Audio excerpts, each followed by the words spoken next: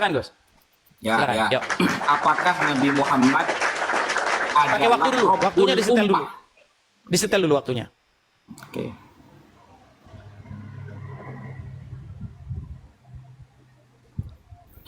Ya, jadi begini. Pertanyaan dari Mas Edis, apakah Nabi Muhammad adalah Rabbul Ummah? Begitu ya? Kata Rabbun diidofahkan kepada umat, pemilik umat ini. Kan begitu. Kita bahas ya. Sekarang kata Rabbun dengan diidofahkan kepada lafal al-ummatu, umat. Nah, Rabbun kalau sendirian maka arahnya ke ilahi. Kalau diidofahkan bisa kepada insani, manusia. Umat adalah lafaz yang menunjukkan kepada insani. Lalu digabung nih. Rabbul ummati, pemilik umat. Kalau Rabbun ini maknanya al-malik, pemilik umat, ya, yang memimpin umat ini, maka Rabbul ummati, pemilik umat, bisa diarahkan kepada Nabi Muhammad, ai sayyid. Maksudnya sayyidul ummah. Maknanya itu sayyidul ummah, pemimpin yang merajai umat ini. Begitu ya, bisa kepada Nabi Muhammad. Ini arahnya bukan kepada yang ilahi maknanya.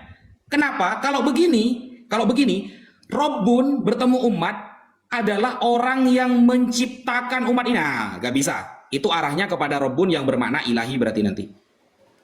Tapi kalau maksudnya Rabbun ay sayyidul qaum, pemimpin umat ini, pemilik umat ini, maka bisa kepada Nabi Muhammad. Nah, taat kepada Allah melalui taat kepada Nabi Muhammad.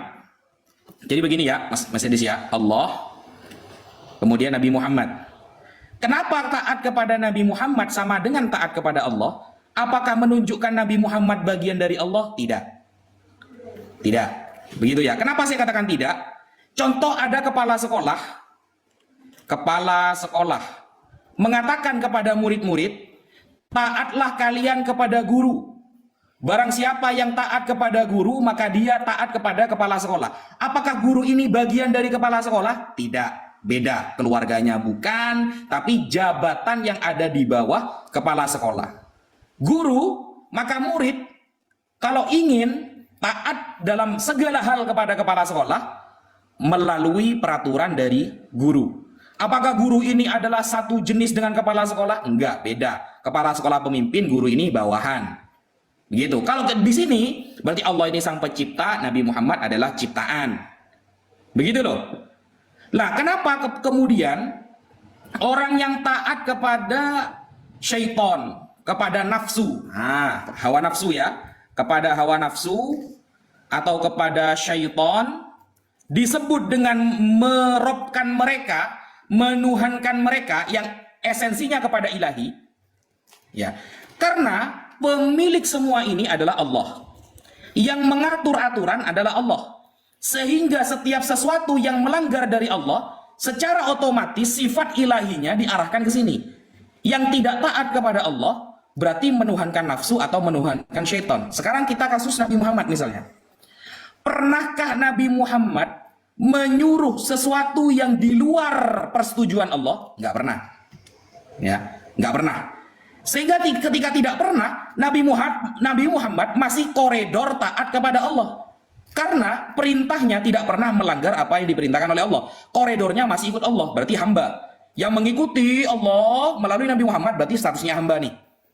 Kalau sudah keluar dari koridor perintah Allah, berarti sifat sang pengatur ilahi ini diarahkan kepada wasilah yang ini, syaitan atau hawa nafsu.